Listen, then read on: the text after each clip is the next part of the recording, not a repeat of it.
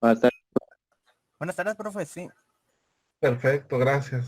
Bueno, el día de hoy vamos a hacer la parte de retroalimentación del parcial 1. Es decir, ya nosotros ya concluimos nuestro primer parcial.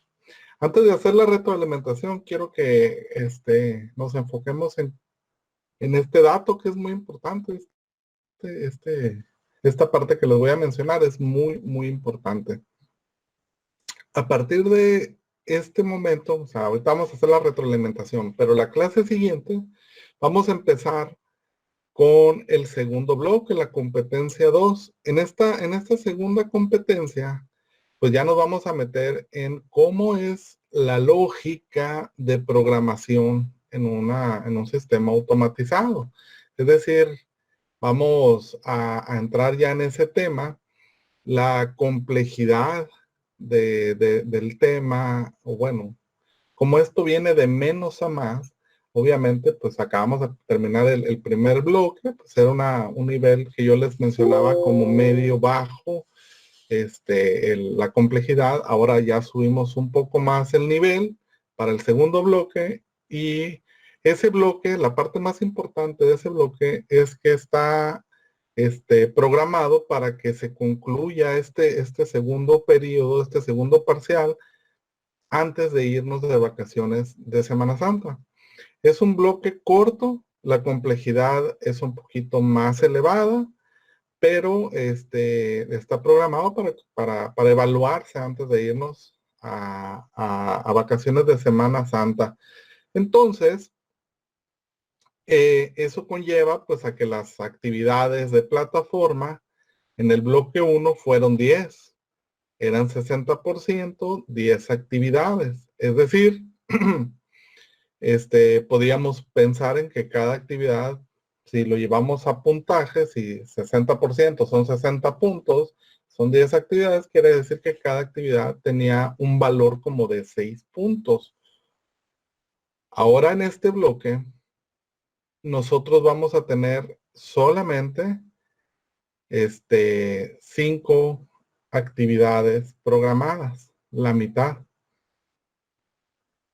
Si llega a faltar una actividad, el puntaje perdido es mayor, y eso quiero que lo tomen en cuenta.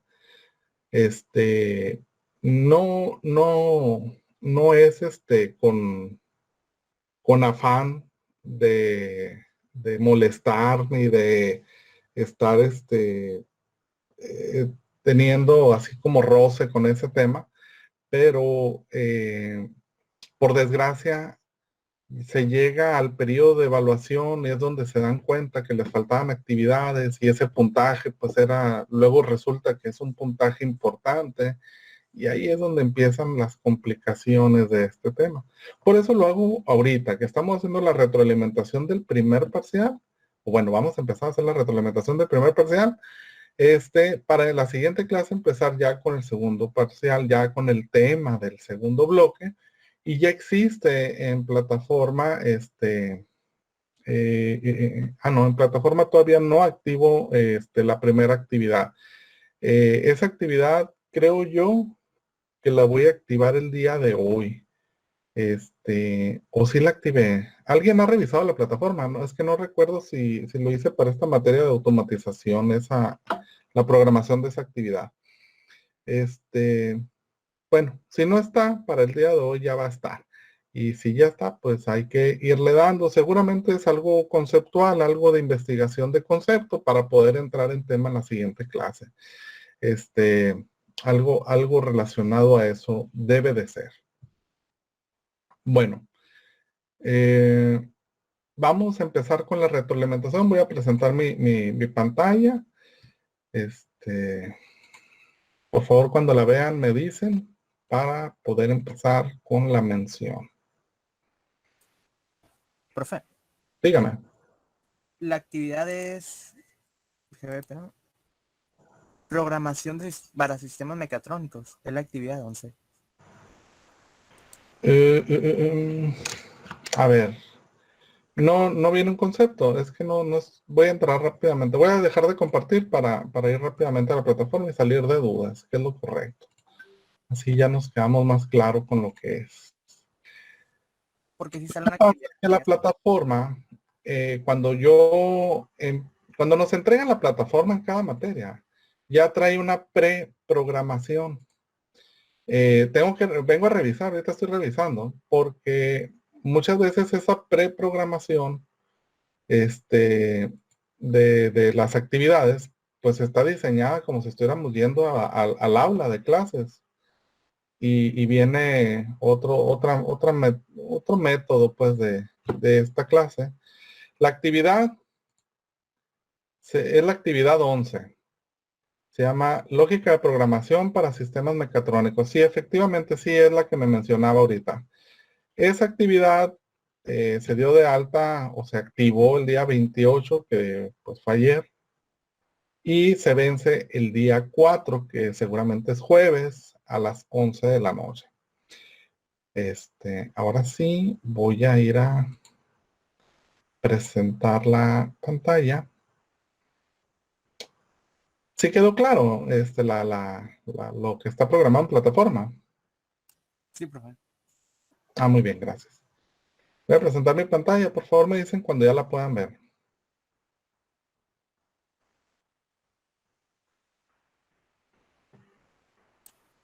Ya, profe. Muy bien. Bueno, aquí tenemos las primeras 3 preguntas del examen parcial. A todos les aparecían las mismas preguntas. El examen era igual para cada uno de ustedes. Ahí surgieron algunos detalles con respecto a las respuestas, ¿no? del examen, respuestas en general. No digo respuestas mal, no digo respuestas bien, digo, si el tema se presentó en clase, se entrega la presentación y aún todavía existen videos de la clase, de cada capítulo, de cómo se mencionó, pues lo que se esperaría en el examen es que en base a lo visto, se respondiera, ¿verdad? El detalle que hubo o que surgió es que encontré algunas respuestas que pues era muy obvio, muy lógico visualizar que se copió la pregunta, se pegó en el buscador arrojó algunas respuestas, tal cual se llevaron al examen, o sea, lo pegaron de ahí, lo pegaron en el examen así, tal cual. Y de repente me encontré con situaciones, pues de que no se habían mencionado aquí en clase. De alguna manera, mucho de esto es delicado por el siguiente tema. Que si copian, que si no copian, no es tanto por ahí la cosa, sino que en este asunto de buscar en internet y pegar la respuesta simple y sencillamente, tiene dos factores muy importantes. El primero es que no estás consciente de la explicación del tema. Y la segunda es que muchas respuestas ni siquiera equivalían a lo que se mencionaba. Es decir, en Internet hay mucha información que no es correcta. Hay mucha información de, vamos a decirlo como de buena intención, pero que no viene de fuentes adecuadas. Es decir, no digo que suban información con la intención de que la gente se equivoque. No, suben la información que no está bien establecida, creyendo que sí, y de ahí la toma alguien más, y se hace una cadena de mala información. Ese es el detalle, ese es el tema. Entonces, si tú no tienes bien establecido el concepto, pues tampoco lo detectas. Y ahí se pone grave. Bueno, se pudiera poner grave el asunto. Ahorita estamos tomando la clase. Ahora imagínate que tú vas allá frente a tu grupo de trabajo, sacas la información de esa manera y así se las expresas, porque tú en un momento vas a ser un ingeniero que va a tener a su cargo un grupo de trabajo y así le vas a expresar la información. esa es la verdad que tú le vas a presentar a tu grupo. Se me hace que hay que tener bien claro los conceptos para que no te vayas a topar con algún miembro de tu grupo de tu grupo de trabajo que te vaya a corregir, y eso sí te va a dar pena. Eso sí puede generar una incomodidad grave. Ahorita, pues vamos a hacer la retroalimentación. En general, yo diría, no se ocupa, pero no porque en general no se ocupe, no quiere decir que tengamos que brincar este paso de retroalimentar. O sea, ¿cuáles eran las respuestas del examen? La primera pregunta pedía explicar qué componentes pueden intervenir y cómo se realiza la etapa de control. Es decir, cuáles pueden intervenir en la etapa de control, y la etapa de control, ¿cómo es la etapa de control? Bueno, la información venían 2 diapositivas. En las 2 diapositivas se podían apoyar para poder dar esta respuesta. Primero, ¿qué componentes se involucran en la etapa de control? Rápidamente, podemos ver aquí un listado de componentes que están involucrados en la etapa de control. O ir a la pirámide y buscar la etapa de control, y justamente en esta parte de acá abajo venía también una lista muy breve de componentes que se involucraban en la etapa de control. Ahora, ¿cómo se realiza esa etapa de control? Por ahí mencionamos que dentro de un sistema automatizado, la etapa de control es la parte que va a tomar decisiones. Es decir, en la etapa de control vamos a nosotros detectar si el sensor tiene presencia o no tiene presencia. Y si es esa la condición que se busca o no se busca, tendrá una respuesta en efecto de esa condición. La etapa de control es como donde se involucran todas las condiciones para poder ejecutar un programa, un sistema automatizado. Ok. Luego dice, menciona 6 elementos que se encuentran en la etapa de operación.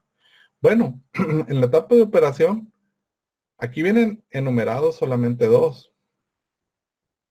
Es decir, sensores y actuadores. Acá vienen otros pocos elementos en la pirámide. La cuestión está de que si usted había captado bien durante la clase que la etapa de control es todo lo operativo, pues usted podría interpretar que en esa parte operativa están motores, compresores, actuadores, están los sensores, la parte de instrumentación, decimos. La instrumentación pues pueden ser los medidores de nivel, los sensores de temperatura, toda la parte operativa que usted pudiera recordar que existe en el mercado o en un sistema, ahí podría tomar para armar 6 elementos. Y aquí, ojo, hubo quienes enumeraron hasta 20 elementos en la parte operativa.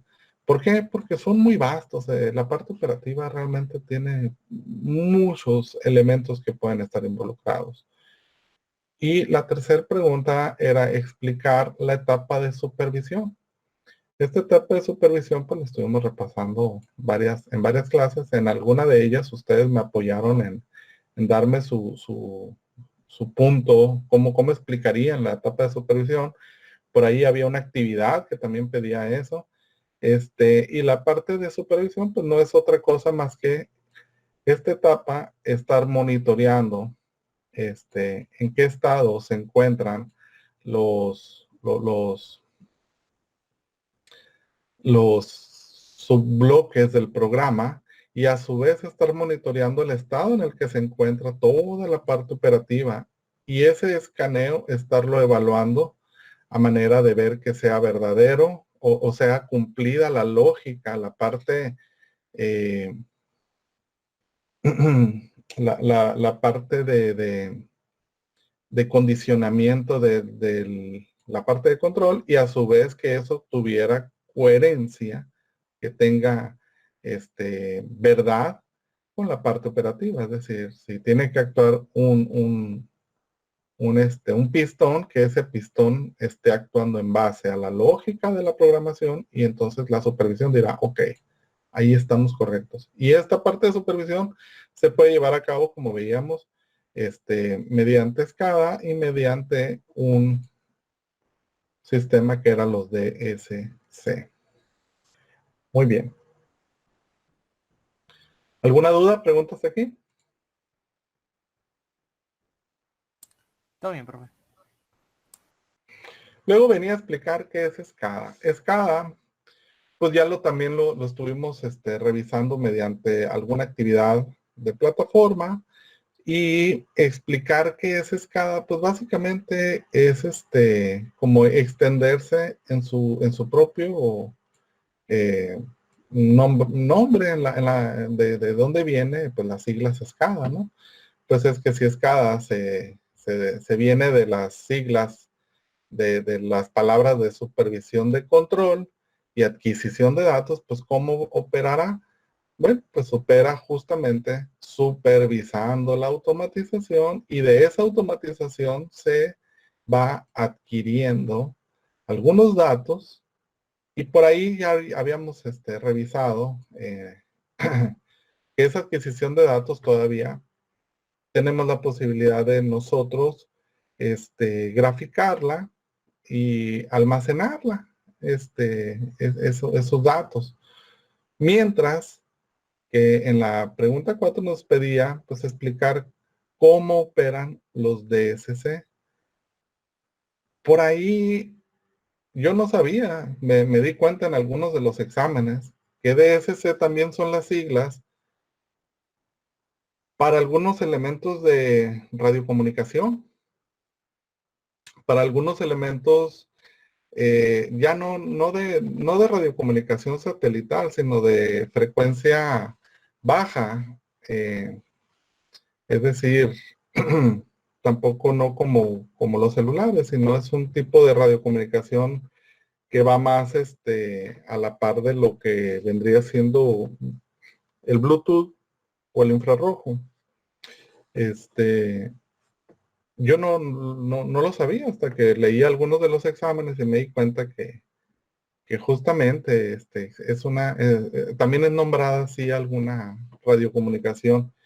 Me di cuenta porque pues hubo quienes ahí me mencionaban la definición de la radiocomunicación y no en sí de los sistemas de control distribuido.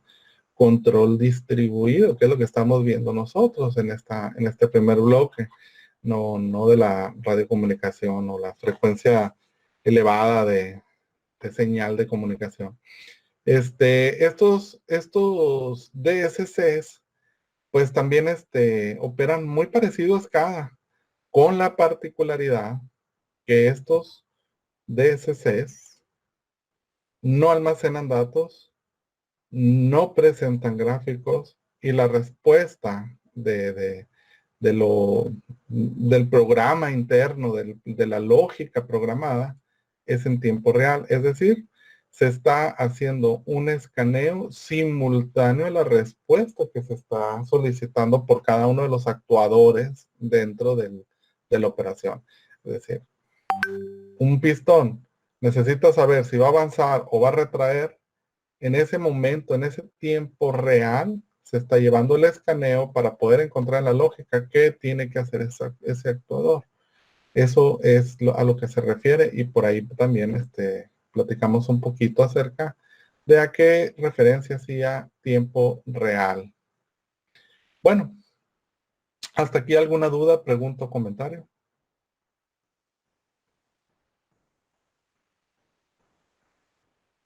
No, profe, todo bien. Muy bien. Bueno, aquí ya entramos así como que en una pregunta muy analizada, que es la automatización cableada. Y por ahí veíamos que la automatización cableada pues terminaba siendo todo aquella automatización que se lleva a cabo, porque todavía se usa, todavía no es obsoleto esto. Todavía se utiliza una automatización cuando involucra solamente elementos de la electrónica. Decimos nosotros, automatización análoga, porque pues estamos basándonos solamente en cableado y en actuadores de la electrónica para poder hacer un sistema automático, un sistema de respuesta por pulsos eléctricos.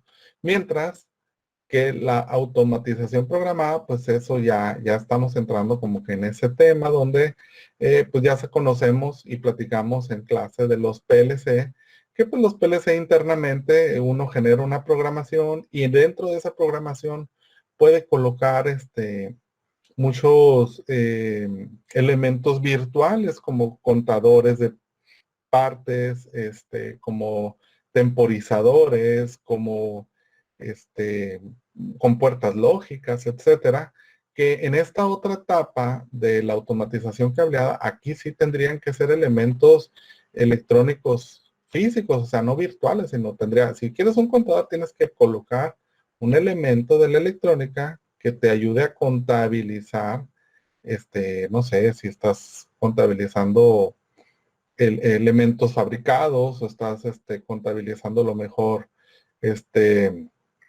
nivel de algún líquido dentro de un tanque, etcétera. Estos son elementos que sí físicamente van a estar ahí cableados. Mientras que en la automatización programada, muchos de esos elementos son virtuales que se encuentran dentro de los PLC, dentro de la programación, ahí uno los ubica y los incorpora a la lógica que vaya a programar.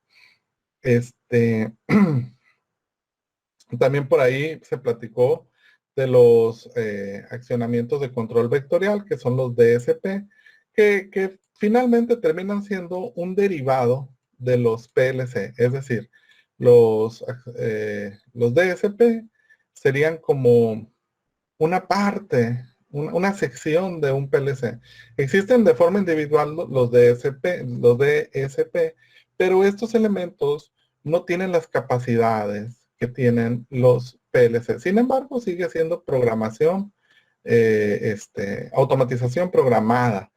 Inclusive por ahí platicamos también de los controladores de temperatura, los controladores de a lo mejor de nivel, que son módulos que ya traen así como una preprogramación interna que no se puede modificar, pero vienen ya prediseñados para una función específica. Un ejemplo de ellos son en los equipos de refrigeración, ya existen los controles para poder calibrar a qué temperatura quieres que corte tu equipo, a qué temperatura quieres que arranque, etcétera. Es decir, ya vienen preprogramados. Uno puede manipular el rango en el que va a cortar y va a arrancar la unidad.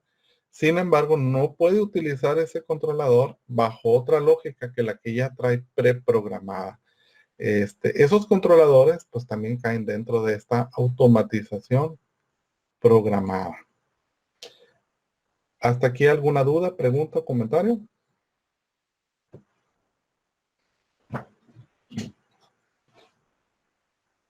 No, pero por lo menos yo Muy bien, gracias.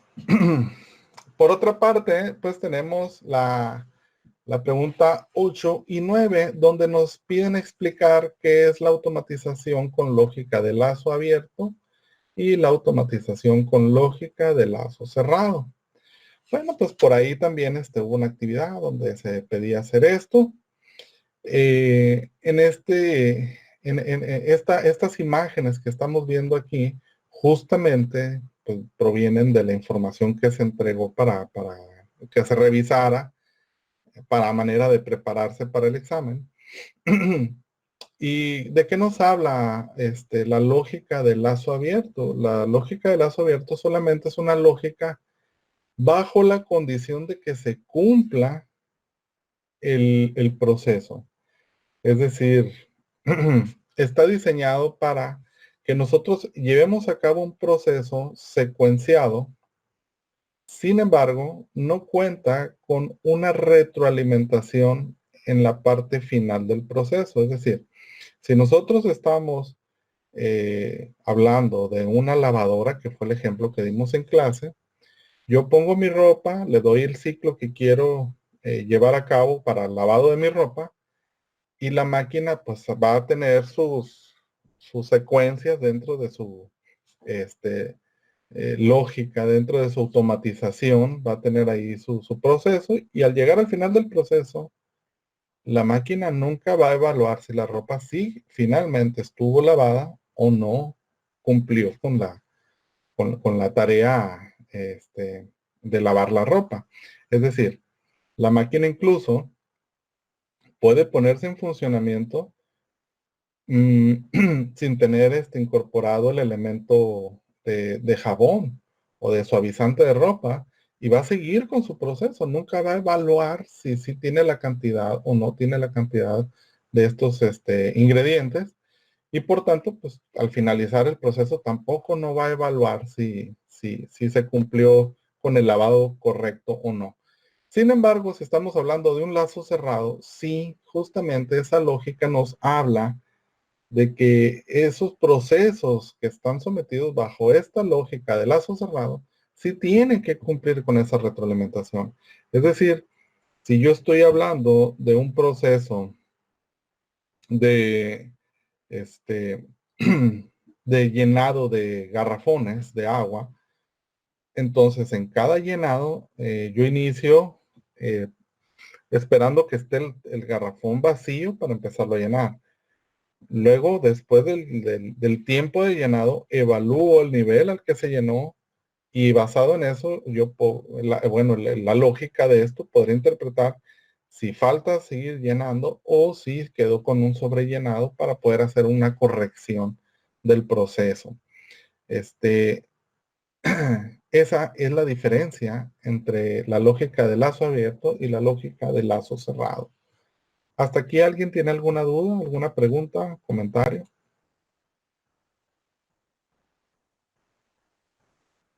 No, profe, todo bien. Gracias, muy bien. Y por último, pues, como se pedía en alguna sesión de las videoconferencias, pues hacía falta, nosotros definir cómo es la automatización. ¿Basados en qué? Basados en una definición genérica que salió de alguna literatura, donde se plasma como si la automatización o se plasma bajo el esquema de que la automatización es un sistema donde se transfieren tareas de producción realizadas habitualmente por operadores humanos, que ahí pues ahí cabía así como una situación un poco rara, ¿no? De involucrar operadores humanos, operadores de algún otro tipo, este, a un conjunto de elementos tecnológicos. Esta respuesta, así como tal, hubo quienes la presentaron así como venían las hojas.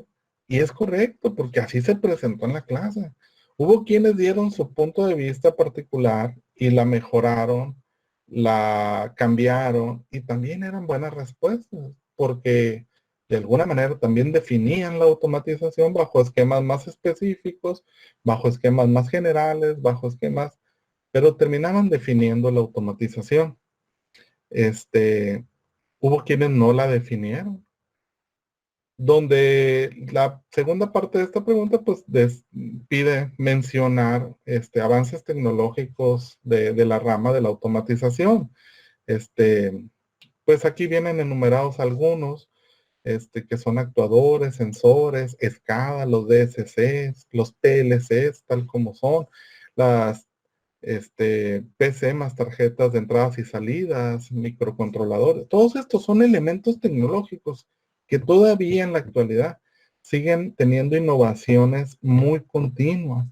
Esa parte de la pregunta, ahí sí puedo decir, fue un número muy pequeño el que completó esta parte de la pregunta con estos elementos, con elementos así como estos.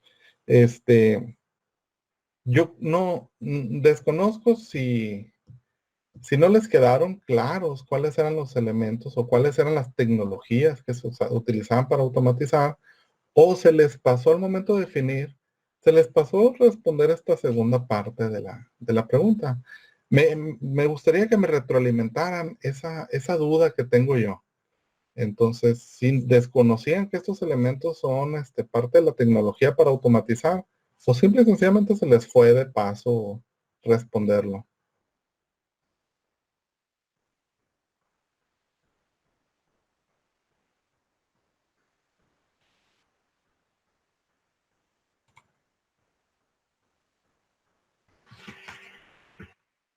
¿No?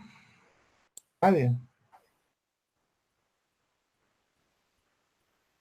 Bueno, de cualquier manera, pues esa es la retroalimentación correspondiente al examen parcial 1.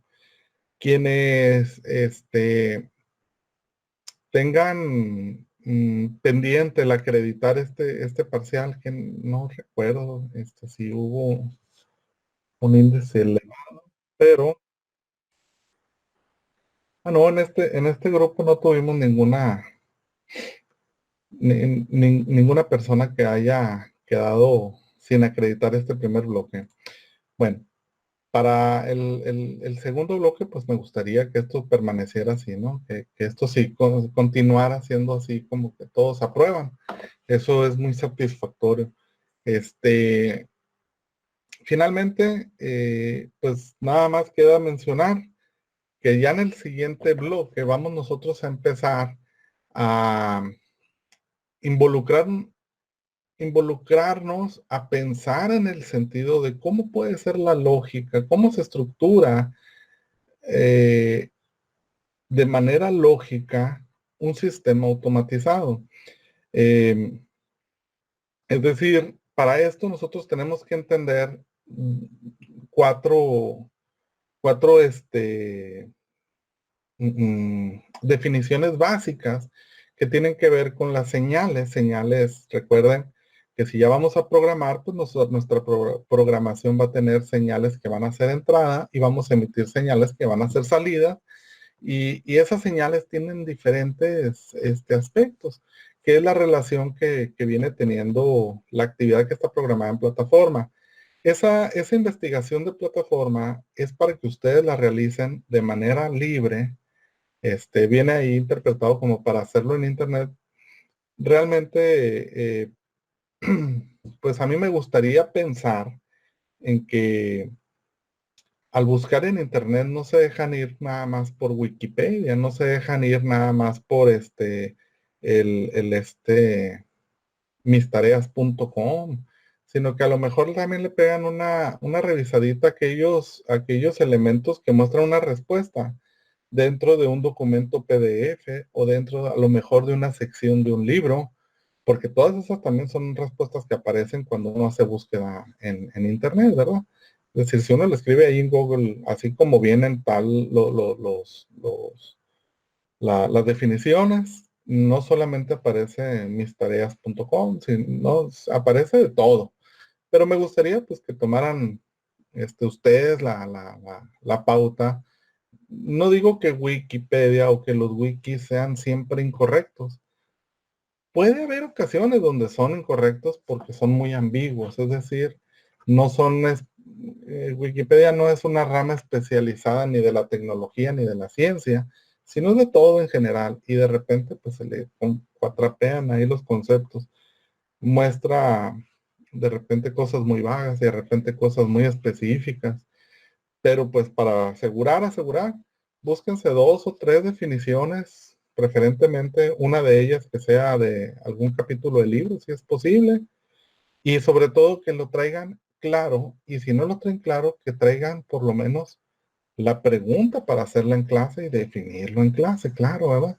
Todo eso pues obviamente va enfocado a poder nosotros entender y comprender cómo se tiene que estructurar la lógica dentro de uno para poder armar luego un sistema automatizado, un programa de un sistema automatizado. ¿Hasta aquí alguna duda o comentario? ¿Todo bien, profe? Bueno, ya por último, esto ya viene como un plus. He notado que que no sé, a ver, recuérdenme si ya lo había comentado con ustedes, pero había estado platicando con otros grupos y por ahí me estaban mencionando pues que la carga de tareas, sí, pues de repente sí es mucha y no les da tiempo para atender tanto.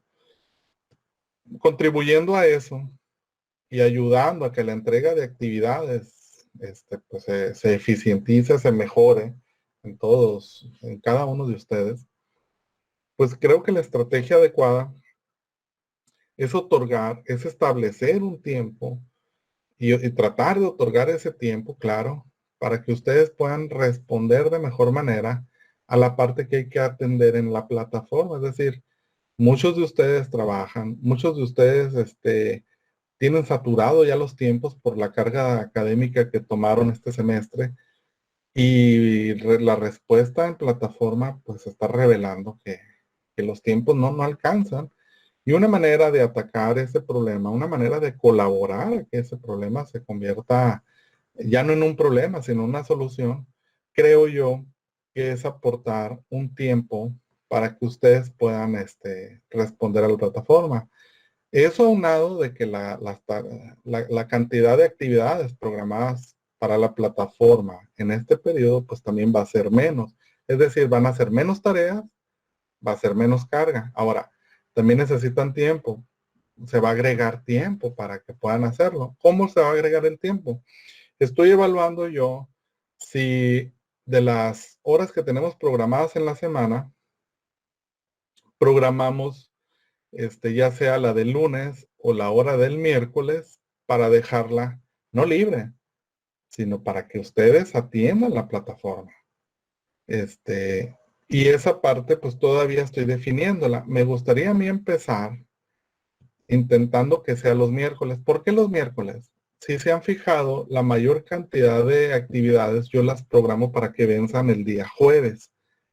Si la pongo el miércoles y no terminan en el tiempo que corresponde a la clase del miércoles, quizás todavía puedan programar un poco más de tiempo para terminarla antes de que se venzan los jueves.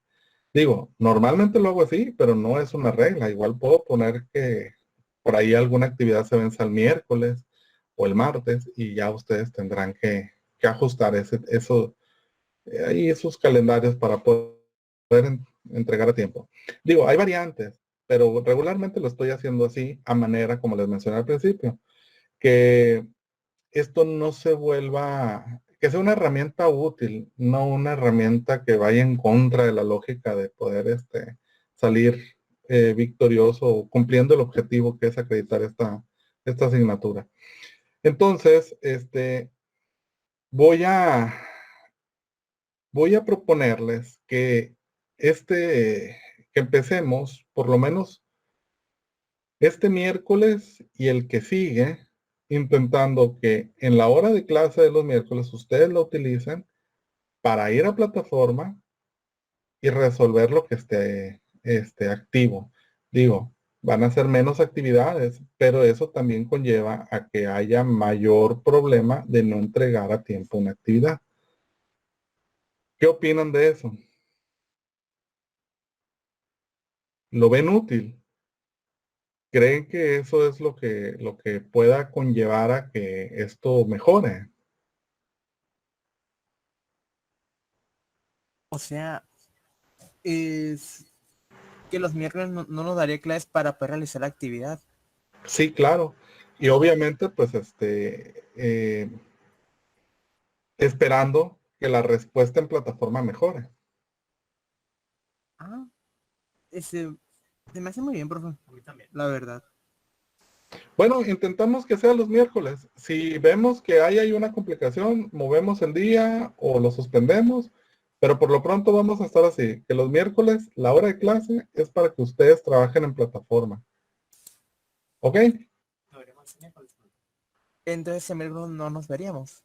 El miércoles no habrá videoconferencia. Va a haber, mañana tenemos videoconferencia, vamos a empezar el tema. Suponiendo que no lo concretemos mañana el tema, pues ya lo continuaríamos, hasta la siguiente clase, suspendiendo el miércoles para que puedan atacar la plataforma en la hora de clase. ¿Sí queda claro? Sí, profe. Bueno, entonces ahorita vamos a dejar hasta aquí la clase. Ya se nos vino el tiempo encima y pues espero que haya sido de utilidad la retroalimentación del parcial 1, del examen parcial 1. De todas maneras, todos acreditando. No va a haber quienes tomen segunda oportunidad para el parcial 1, creo yo. La siguiente clase ya empezamos con la parte. A mí en lo personal me gusta más este bloque que vamos a empezar. Se me hace mucho más dinámico, se me hace más entretenido que estar definiendo conceptos. Bueno, aquí vamos a dejar la clase. Nos veríamos.